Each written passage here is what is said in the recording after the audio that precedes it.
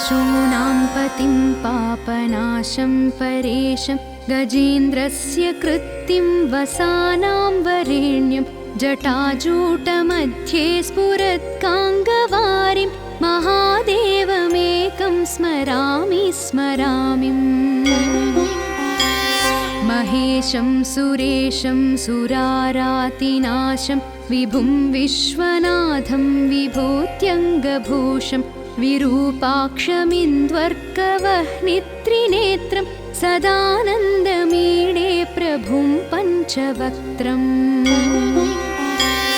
गिरीशं गणेशं गले नीलवर्णं गवेन्द्राधिरूढं गुणातीतरूपं भवं भास्वरं भस्मनाभूषिताङ्गं भवानीकलत्रं भजे पञ्चवक्त्रम् शिवाकान्तशम्भो शशाङ्कार्धमौळे महेशानशूलिं जटाजूटधारिन् त्वमेको जगद्व्यापको विश्वरूप प्रसीद प्रसीद प्रभो पूर्णरूप परात्मानमेकं जगद्बीजमाद्यं निरीहं निराकारमोङ्कारवेद्यं यतो जायते पाल्यते येन विश्वं तमीशं भजे लीयते यत्र विश्वम् न भूमिर्न चापो न वह्निर्न वायुः न चाकाशमास्तेन तन्द्रा न निद्रा न चोष्णं न शीतं न देशो न वेशो न यस्यास्ति मूर्तिस्त्रिमूर्तिं तमीडे अजं शाश्वतं कारणं कारणानां शिवं केवलं भासकं भासकानां तुरीयं तमः पारमाद्यन्तहीनं प्रपद्ये परं पावनं दैत्यहीनम् नमस्ते नमस्ते विभो विश्वमूर्ते नमस्ते नमस्ते चिदानन्दमूर्ते नमस्ते नमस्ते तपोयोगगम्य नमस्ते नमस्ते श्रुतिज्ञानगम्य प्रभो शूलपाणे विभो विश्वनाथ महादेव शम्भो महेश त्रिनेत्र शिवाकान्त शान्त स्मरारे पुरारे त्वदन्यो वरेण्यो न मान्यो न गण्यः शम्भो महेश करुणामय शूलपाणे गौरीपते पशुपते पशुपाशनासिन्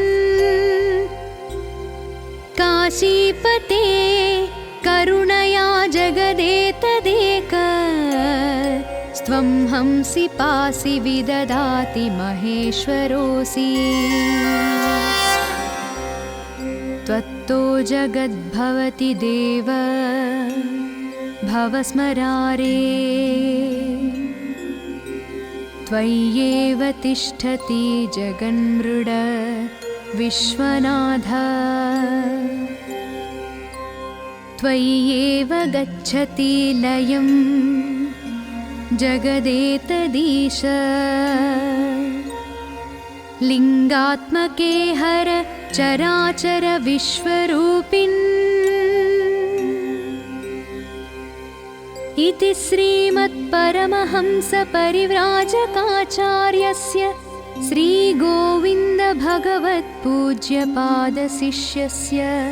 श्रीमच्छङ्करभगवतः कृतौ वेदसारशिवस्तोत्रं सम्पूर्णम्।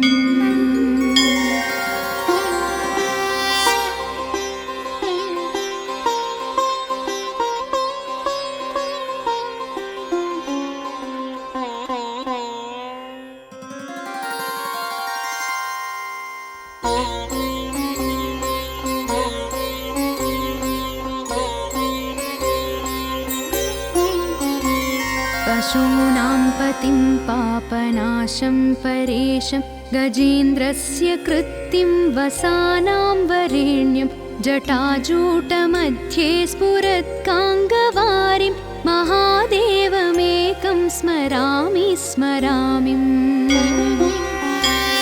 महेशं सुरेशं सुरारातिनाशं विभुं विश्वनाथं विभूत्यङ्गभूषं विरूपाक्षमिन्द्वर्कवह्नित्रिनेत्रं सदानन्दमीडे प्रभुं पञ्चवक्त्रम्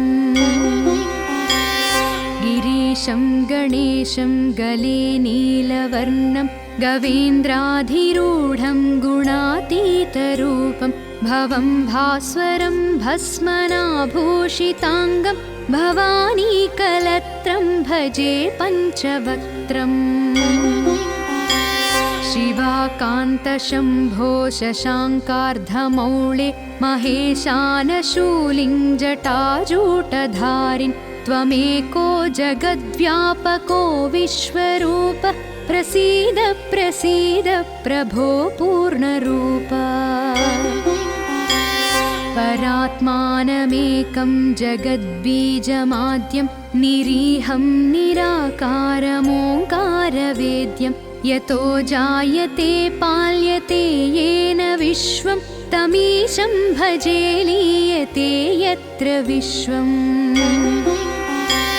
न भूमिर्न चापो न वह्निर्न वायुः न चाकाशमास्तेन तन्द्रा न निद्रा न चोष्णं न शीतं न देशो न वेशो न यस्यास्ति मूर्तिस्त्रिमूर्तिं तमीडे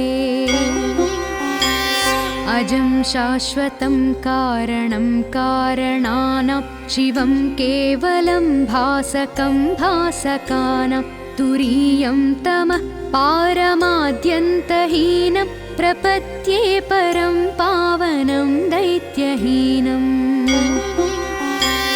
नमस्ते नमस्ते विभो विश्वमूर्ते नमस्ते नमस्ते चिदानन्दमूर्ते नमस्ते नमस्ते तपोयोगगम्य नमस्ते नमस्ते श्रुतिज्ञानगम्य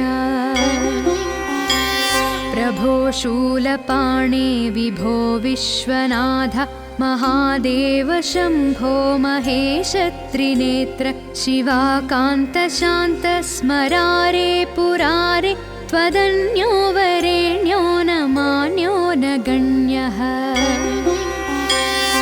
शम्भो महेश करुणामय शूलपाणे गौरीपते पशुपते पशुपाशनासिन् काशीपते करुणया जगदेतदेक स्त्वं हंसि पासि विददाति महेश्वरोऽसि त्वत्तो जगद्भवति देव भवस्मरारे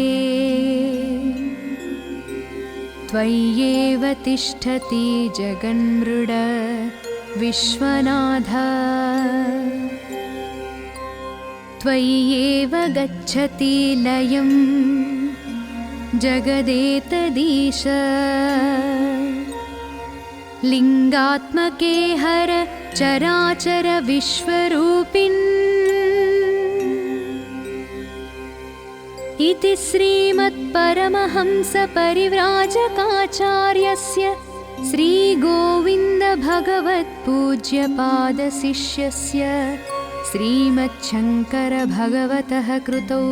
वेदसारशिवस्तोत्रं सम्पूर्णम्।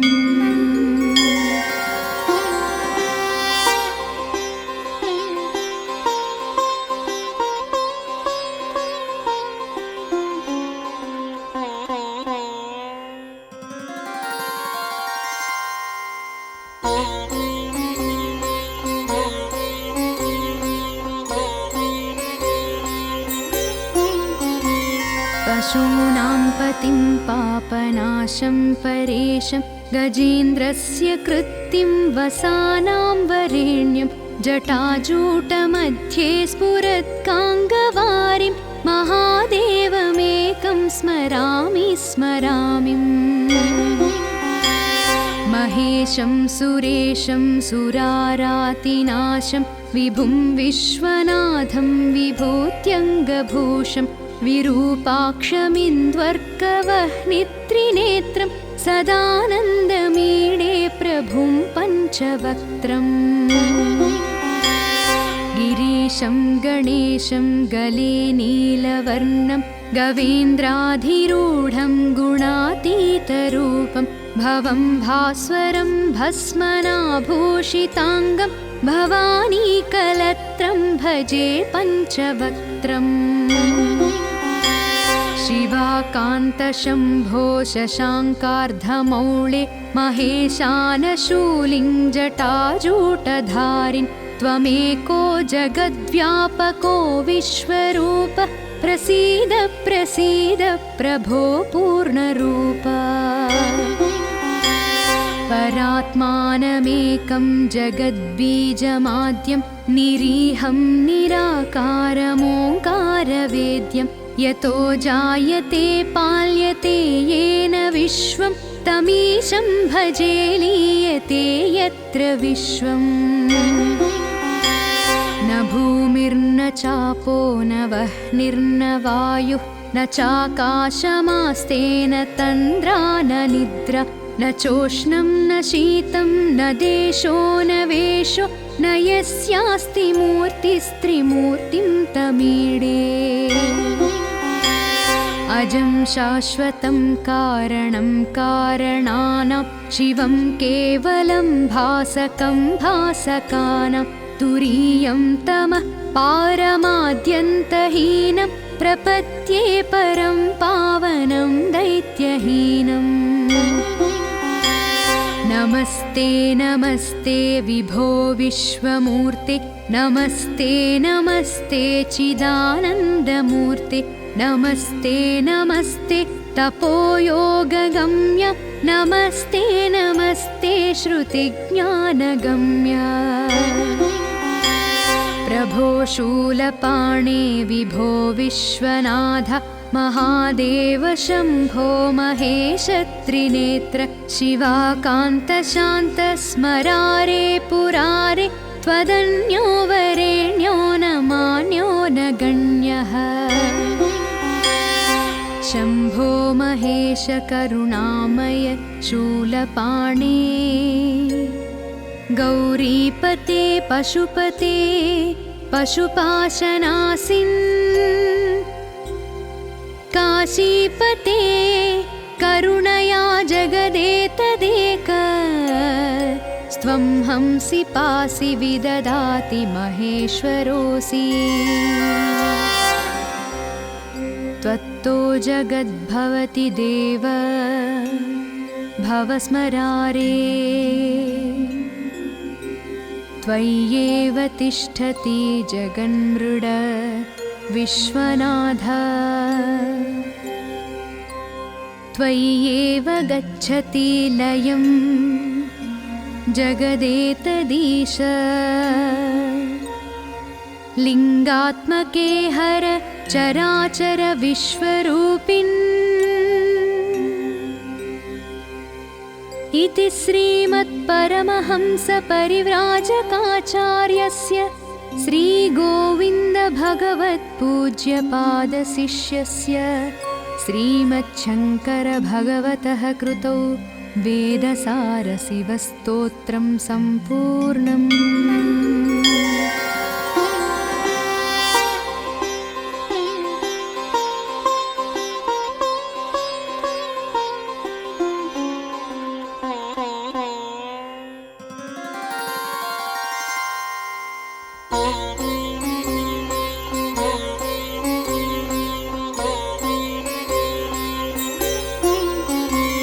पशूनां पतिं पापनाशं परेशं गजेन्द्रस्य कृत्तिं वसानां वरेण्यं जटाजूटमध्ये स्फुरत्काङ्गवारिं महादेवमेकं स्मरामि स्मरामि महेशं सुरेशं सुरारातिनाशं विभुं विश्वनाथं विभूत्यङ्गभूषं विरूपाक्षमिन्द्वर्कवह्नित्रिनेत्रं सदानन्दमीडे प्रभुं पञ्चवक्त्रम् गिरीशं गणेशं गले नीलवर्णं गवेन्द्राधिरूढं गुणातीतरूपं भवं भास्वरं भस्मनाभूषिताङ्गं भवानीकलत्रं भजे पञ्चवक्त्रम् शिवाकान्तशम्भो शशाङ्कार्धमौळे महेशानशूलिं जटाजूटधारिन् त्वमेको जगद्व्यापको विश्वरूप प्रसीद प्रसीद प्रभो पूर्णरूप परात्मानमेकं जगद्बीजमाद्यं निरीहं निराकारमोङ्कारवेद्यं यतो जायते पाल्यते येन विश्वं तमीशं भजे लीयते यत्र विश्वम् न भूमिर्न चापो न वह्निर्न वायुः न चाकाशमास्तेन तन्द्रा न निद्रा न चोष्णं न शीतं न देशो न वेशो न यस्यास्ति मूर्तिस्त्रिमूर्तिं तमीडे अजं शाश्वतं कारणं कारणानां शिवं केवलं भासकं भासकानां तुरीयं तमः पारमाद्यन्तहीनं प्रपद्ये परं पावनं दैत्यहीनम् नमस्ते नमस्ते विभो विश्वमूर्ते नमस्ते नमस्ते चिदानन्दमूर्ते नमस्ते नमस्ते तपोयोगगम्य नमस्ते नमस्ते श्रुतिज्ञानगम्य प्रभो शूलपाणे विभो विश्वनाथ महादेव शम्भो महेश त्रिनेत्र शिवाकान्त शान्त स्मरारे पुरारे त्वदन्यो वरेण्यो न मान्यो न गण्यः शम्भो महेश करुणामय शूलपाणे गौरीपते पशुपते पशुपाशनासिन् काशीपते करुणया जगदेतदेक स्त्वं हंसि पासि विददाति महेश्वरोऽसि त्वत्तो जगद्भवति देव भवस्मरारे त्वय्येव तिष्ठति जगन्मृड विश्वनाथ त्वय्येव गच्छति लयं जगदेतदीश लिङ्गात्मके हर चराचर विश्वरूपिन् इति श्रीमत्परमहंसपरिव्राजकाचार्यस्य श्रीगोविन्दभगवत्पूज्यपादशिष्यस्य श्रीमच्छङ्करभगवतः कृतौ वेदसारशिवस्तोत्रं सम्पूर्णम्।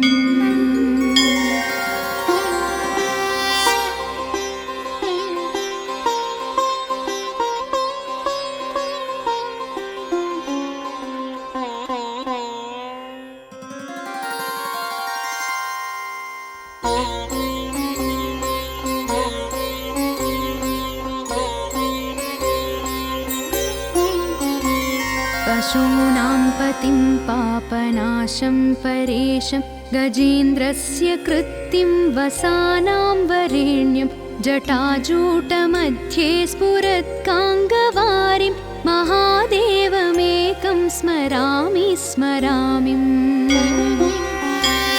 महेशं सुरेशं सुरारातिनाशं विभुं विश्वनाथं विभूत्यङ्गभूषं विरूपाक्षमिन्द्वर्कवह्नित्रिनेत्रं सदानन्दमीडे प्रभुं पञ्चवक्त्रम्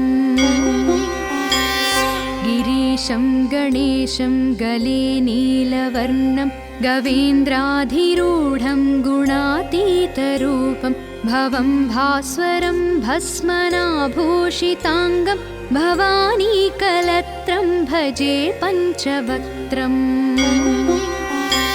शिवाकान्तशम्भो शशाङ्कार्धमौळे महेशानशूलिं जटाजूटधारिन् त्वमेको जगद्व्यापको विश्वरूप प्रसीद प्रसीद प्रभो पूर्णरूप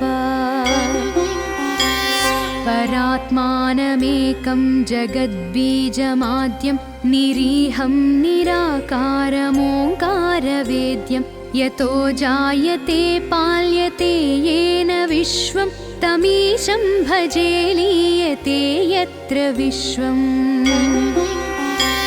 न भूमिर्न चापो न वह्निर्न वायुः न चाकाशमास्तेन तन्द्रा न निद्रा न चोष्णं न शीतं न देशो न वेशो न यस्यास्ति मूर्तिस्त्रिमूर्तिं तमीडे अजं शाश्वतं कारणं कारणानां शिवं केवलं भासकं भासकानां तुरीयं तमः पारमाद्यन्तहीनं प्रपद्ये परं पावनं दैत्यहीनम् नमस्ते नमस्ते विभो विश्वमूर्ते नमस्ते नमस्ते चिदानन्दमूर्ते नमस्ते नमस्ते तपोयोगगम्य नमस्ते नमस्ते श्रुतिज्ञानगम्य प्रभो शूलपाणे विभो विश्वनाथ महादेव शम्भो महेश त्रिनेत्र शिवाकान्त शान्त स्मरारे पुरारे त्वदन्यो वरेण्यो न मान्यो न गण्यः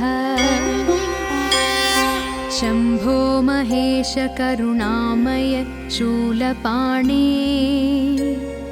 गौरीपते पशुपते पशुपाशनासिन् काशीपते करुणया जगदेतदेक स्त्वं हंसि पासि विददाति महेश्वरोऽसि त्वत्तो जगद्भवति देव भवस्मरारे त्वय्येव तिष्ठति जगन्मृड विश्वनाथ त्वय्येव गच्छति लयं जगदेतदीश लिङ्गात्मके हर चराचर विश्वरूपिन् इति श्रीमत्परमहंसपरिव्राजकाचार्यस्य श्रीगोविन्दभगवत्पूज्यपादशिष्यस्य श्रीमच्छङ्करभगवतः कृतौ वेदसारशिवस्तोत्रं सम्पूर्णम्।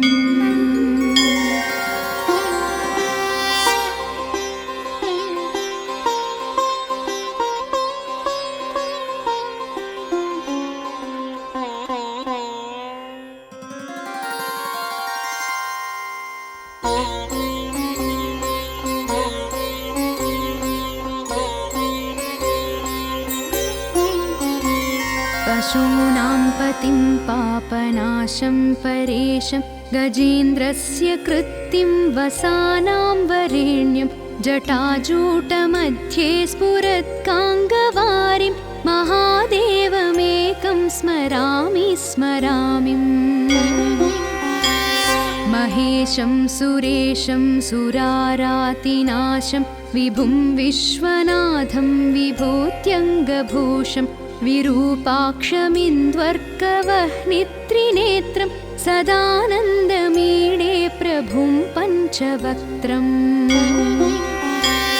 गिरीशं गणेशं गले नीलवर्णं गवेन्द्राधिरूढं गुणातीतरूपं भवं भास्वरं भस्मनाभूषिताङ्गं भवानीकलत्रं भजे पञ्चवक्त्रम्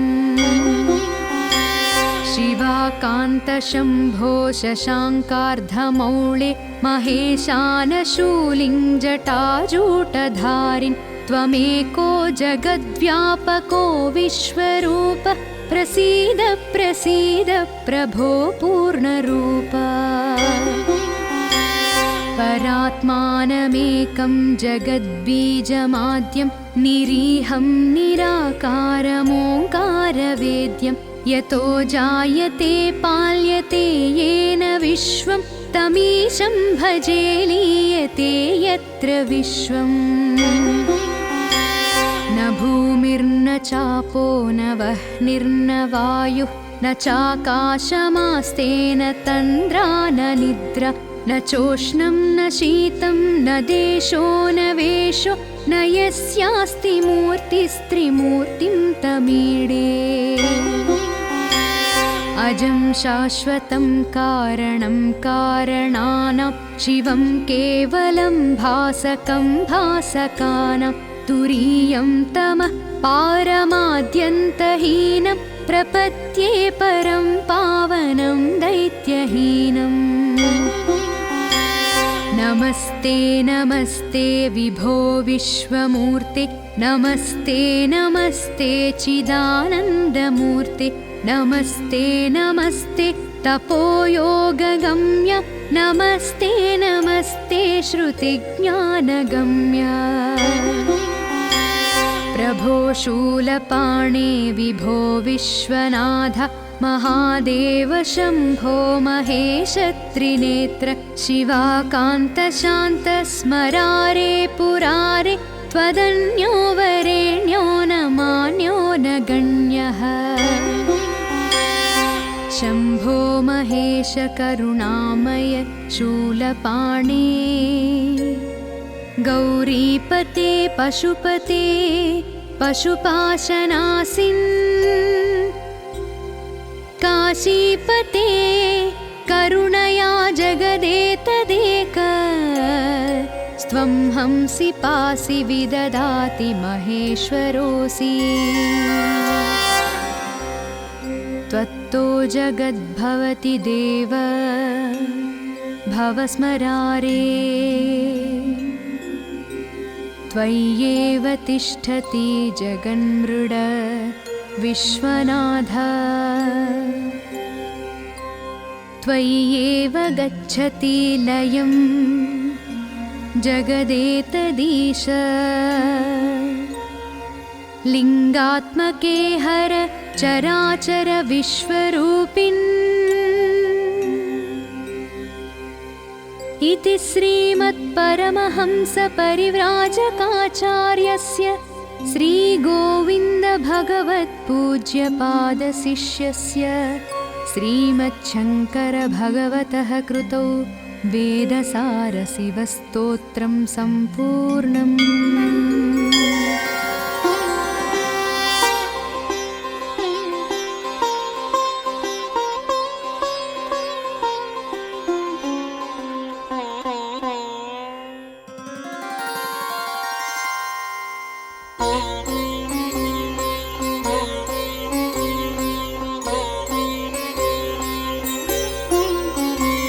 पशूनां पतिं पापनाशं परेशं गजेन्द्रस्य कृत्तिं वसानां वरेण्यं जटाजूटमध्ये स्फुरत्काङ्गवारिं महादेवमेकं स्मरामि स्मरामि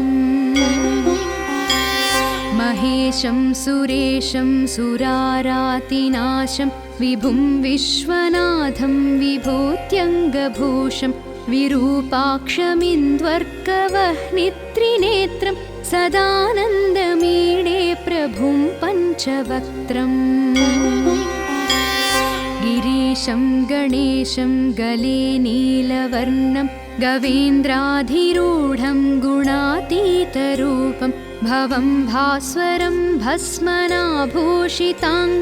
भवानीकलत्रं भजे पञ्चवक्त्रम् शिवाकान्तशम्भो शशाङ्कार्धमौळे महेशानशूलिं जटाजूटधारिन् त्वमेको जगद्व्यापको विश्वरूप प्रसीद प्रसीद प्रभो पूर्णरूप परात्मानमेकं जगद्बीजमाद्यं निरीहं निराकारमोङ्कारवेद्यं यतो जायते पाल्यते येन विश्वं तमीशं भजे लीयते यत्र विश्वम् न भूमिर्न चापो न वह्निर्न वायुः न चाकाशमास्तेन तन्द्रा न निद्रा न चोष्णं न शीतं न देशो न वेशो न यस्यास्ति मूर्तिस्त्रिमूर्तिं तमीडे अजं शाश्वतं कारणं कारणानां शिवं केवलं भासकं भासकानां तुरीयं तमः पारमाद्यन्तहीनं प्रपद्ये परं पावनं दैत्यहीनम् नमस्ते नमस्ते विभो विश्वमूर्ते नमस्ते नमस्ते चिदानन्दमूर्ते नमस्ते नमस्ते तपोयोगगम्य नमस्ते नमस्ते श्रुतिज्ञानगम्य प्रभो शूलपाणे विभो विश्वनाथ महादेव शम्भो महेश त्रिनेत्र शिवाकान्त शान्त स्मरारे पुरारे त्वदन्यो वरेण्यो न मान्यो न गण्यः शम्भो महेश करुणामय शूलपाणे गौरीपते पशुपते पशुपाशनासिन् काशीपते करुणया जगदेतदेक स्त्वं हंसि पासि विददाति महेश्वरोऽसि त्वत्तो जगद्भवति देव भवस्मरारे त्वय्येव तिष्ठति जगन्मृड विश्वनाथ त्वय्येव गच्छति लयं जगदेतदीश लिङ्गात्मके हर चराचर विश्वरूपिन् इति श्रीमत्परमहंसपरिव्राजकाचार्यस्य श्रीगोविन्दभगवत्पूज्यपादशिष्यस्य श्रीमच्छङ्करभगवतः कृतौ वेदसारशिवस्तोत्रं सम्पूर्णम्।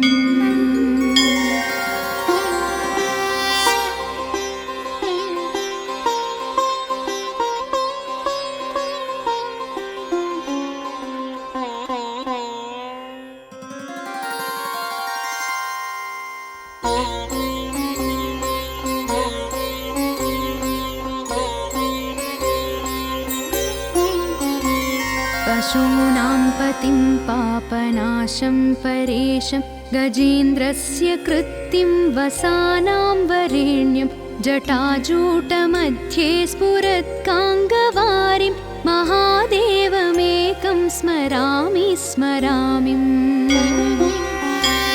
महेशं सुरेशं सुरारातिनाशं विभुं विश्वनाथं विभूत्यङ्गभूषं विरूपाक्षमिन्द्वर्कवह्नित्रिनेत्रं सदानन्दमीडे प्रभुं पञ्चवक्त्रम् गिरीशं गणेशं गले नीलवर्णं गवेन्द्राधिरूढं गुणातीतरूपं भवं भास्वरं भस्मनाभूषिताङ्गं भवानीकलत्रं भजे पञ्चवक्त्रम् शिवाकान्तशम्भो शशाङ्कार्धमौळे महेशानशूलिं जटाजूटधारिन् त्वमेको जगद्व्यापको विश्वरूप प्रसीद प्रसीद प्रभो पूर्णरूप परात्मानमेकं जगद्बीजमाद्यं निरीहं निराकारमोङ्कारवेद्यं यतो जायते पाल्यते येन विश्वं तमीशं भजे लीयते यत्र विश्वम् न भूमिर्न चापो न वह्निर्न वायुः न चाकाशमास्तेन तन्द्रा न निद्रा न चोष्णं न शीतं न देशो न वेशो न यस्यास्ति मूर्तिस्त्रिमूर्तिं तमीडे अजं शाश्वतं कारणं कारणानां शिवं केवलं भासकं भासकानां तुरीयं तमः पारमाद्यन्तहीनं प्रपद्ये परं पावनं दैत्यहीनम् नमस्ते नमस्ते विभो विश्वमूर्ते नमस्ते नमस्ते चिदानन्दमूर्ते नमस्ते नमस्ते तपोयोगगम्य नमस्ते नमस्ते श्रुतिज्ञानगम्य प्रभो शूलपाणे विभो विश्वनाथ महादेव शम्भो महेश त्रिनेत्र शिवाकान्त शान्त स्मरारे पुरारे त्वदन्यो वरेण्यो न मान्यो न गण्यः शम्भो महेश करुणामय शूलपाणे गौरीपते पशुपते पशुपाशनासिन् काशीपते करुणया जगदेतदेक स्त्वं हंसि पासि विददाति महेश्वरोऽसि त्वत्तो जगद्भवति देव भवस्मरारे त्वय्येव तिष्ठति जगन्मृड विश्वनाथ त्वय्येव गच्छति लयं जगदेतदीश लिङ्गात्मके हर चराचर विश्वरूपिन् इति श्रीमत्परमहंसपरिव्राजकाचार्यस्य श्रीगोविन्दभगवत्पूज्यपादशिष्यस्य श्रीमच्छङ्करभगवतः कृतौ वेदसारशिवस्तोत्रं सम्पूर्णम्।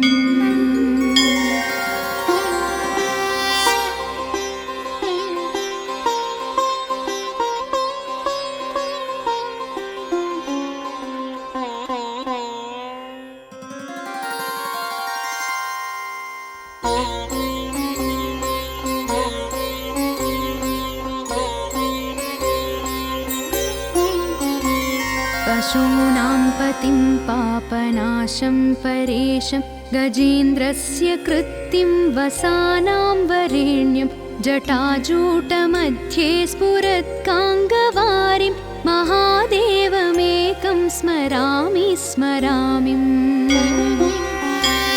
महेशं सुरेशं सुरारातिनाशं विभुं विश्वनाथं विभूत्यङ्गभूषं विरूपाक्षमिन्द्वर्कवह्नित्रिनेत्रं सदानन्दमीडे प्रभुं पञ्चवक्त्रम्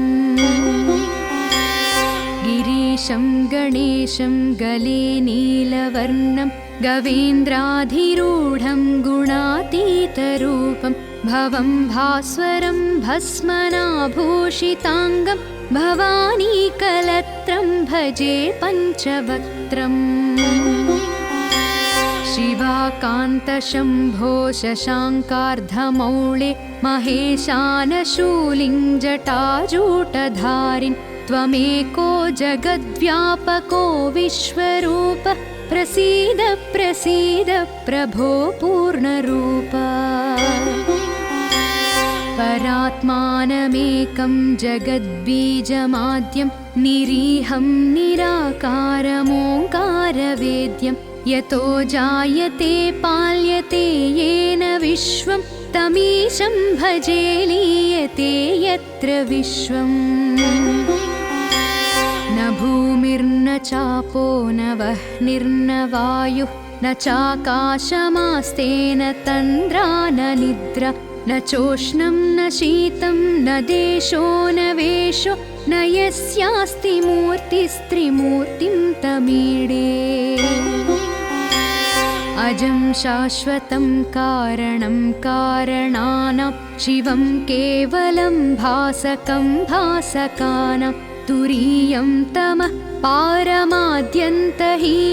प्रपद्ये परं पावनं दैत्यहीनम् नमस्ते नमस्ते विभो विश्वमूर्ते नमस्ते नमस्ते चिदानन्दमूर्ते नमस्ते नमस्ते तपोयोगगम्य नमस्ते नमस्ते श्रुतिज्ञानगम्य प्रभो शूलपाणे विभो विश्वनाथ महादेव शम्भो महेश त्रिनेत्र शिवाकान्त शान्त स्मरारे पुरारे त्वदन्यो वरेण्यो न मान्यो न गण्यः शम्भो महेश करुणामय शूलपाणे गौरीपते पशुपते पशुपाशनासिन् काशीपते करुणया जगदेतदेक स्त्वं हंसि पासि विददाति महेश्वरोऽसि त्वत्तो जगद्भवति देव भवस्मरारे त्वय्येव तिष्ठति जगन्मृड विश्वनाथ त्वय्येव गच्छति लयं जगदेतदीश लिङ्गात्मके हर चराचर विश्वरूपिन् इति श्रीमत्परमहंसपरिव्राजकाचार्यस्य श्रीगोविन्दभगवत्पूज्यपादशिष्यस्य श्रीमच्छङ्करभगवतः कृतौ वेदसारशिवस्तोत्रं सम्पूर्णम्।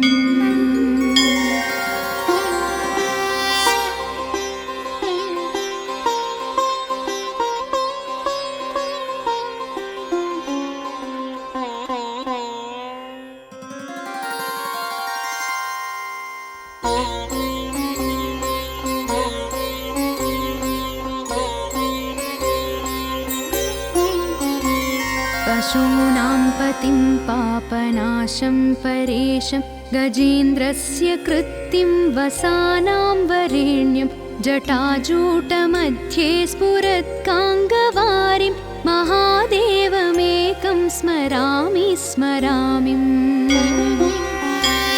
महेशं सुरेशं सुरारातिनाशं विभुं विश्वनाथं विभूत्यङ्गभूषं विरूपाक्षमिन्द्वर्कवह्नित्रिनेत्रं सदानन्दमीडे प्रभुं पञ्चवक्त्रम्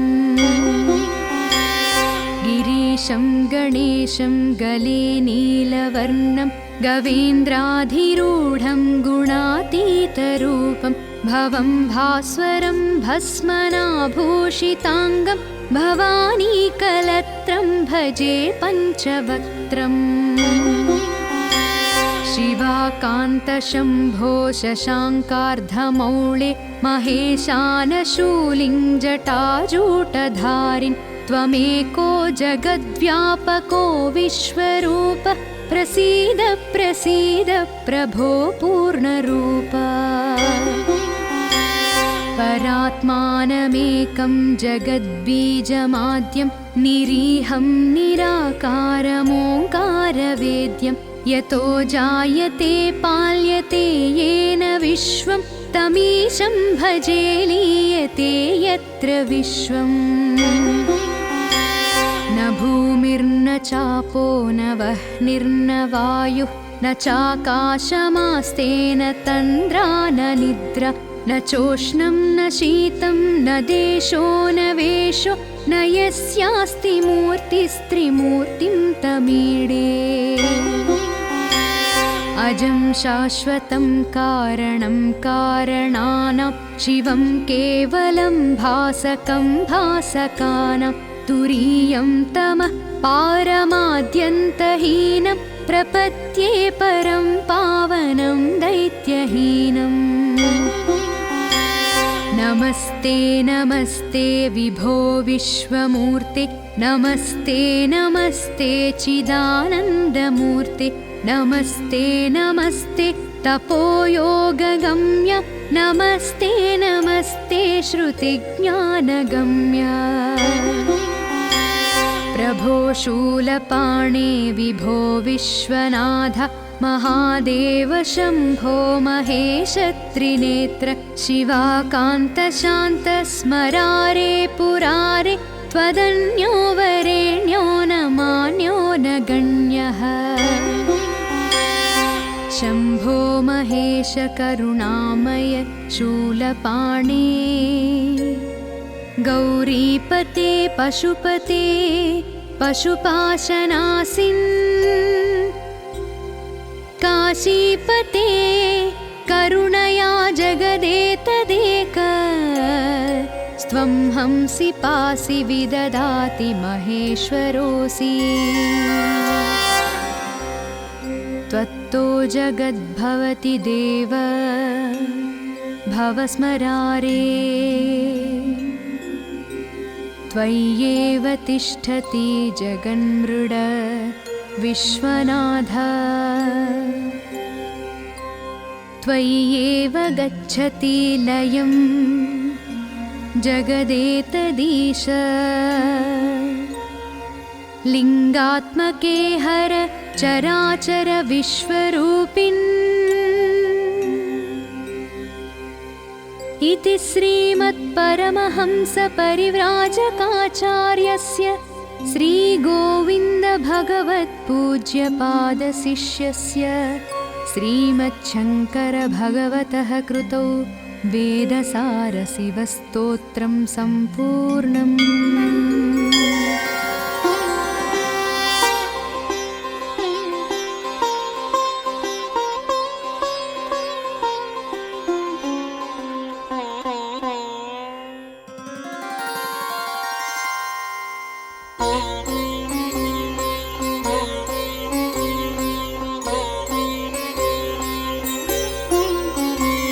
पशूनां पतिं पापनाशं परेशं गजेन्द्रस्य कृत्तिं वसानां वरेण्यं जटाजूटमध्ये स्फुरत्काङ्गवारिं महादेवमेकं स्मरामि स्मरामि महेशं सुरेशं सुरारातिनाशं विभुं विश्वनाथं विभूत्यङ्गभूषं विरूपाक्षमिन्द्वर्कवह्नित्रिनेत्रं सदानन्दमीडे प्रभुं पञ्चवक्त्रम् गिरीशं गणेशं गले नीलवर्णं गवेन्द्राधिरूढं गुणातीतरूपं भवं भास्वरं भस्मनाभूषिताङ्गं भवानीकलत्रं भजे पञ्चवक्त्रम् शिवाकान्तशम्भो शशाङ्कार्धमौळे महेशानशूलिं जटाजूटधारिन् त्वमेको जगद्व्यापको विश्वरूप प्रसीद प्रसीद प्रभो पूर्णरूप परात्मानमेकं जगद्बीजमाद्यं निरीहं निराकारमोङ्कारवेद्यं यतो जायते पाल्यते येन विश्वं तमीशं भजे लीयते यत्र विश्वम् न भूमिर्न चापो न वह्निर्न वायुः न चाकाशमास्तेन तन्द्रा न निद्रा न चोष्णं न शीतं न देशो न वेशो न यस्यास्ति मूर्तिस्त्रिमूर्तिं तमीडे अजं शाश्वतं कारणं कारणानां शिवं केवलं भासकं भासकानां तुरीयं तमः पारमाद्यन्तहीनं प्रपद्ये परं पावनं दैत्यहीनम् नमस्ते नमस्ते विभो विश्वमूर्ते नमस्ते नमस्ते चिदानन्दमूर्ते नमस्ते नमस्ते तपोयोगगम्य नमस्ते नमस्ते श्रुतिज्ञानगम्य प्रभो शूलपाणे विभो विश्वनाथ महादेव शम्भो महेश त्रिनेत्र शिवाकान्त शान्त स्मरारे पुरारे त्वदन्यो वरेण्यो न मान्यो न गण्यः शम्भो महेश करुणामय शूलपाणे गौरीपते पशुपते पशुपाशनासिन् काशीपते करुणया जगदेतदेक स्त्वं हंसि पासि विददाति महेश्वरोऽसि त्वत्तो जगद्भवति देव भवस्मरारे त्वय्येव तिष्ठति जगन्मृड विश्वनाथ त्वय्येव गच्छति लयं जगदेतदीश लिङ्गात्मके हर चराचर विश्वरूपिन् इति श्रीमत्परमहंसपरिव्राजकाचार्यस्य श्रीगोविन्दभगवत्पूज्यपादशिष्यस्य श्रीमच्छङ्करभगवतः कृतौ वेदसारशिवस्तोत्रं सम्पूर्णम्।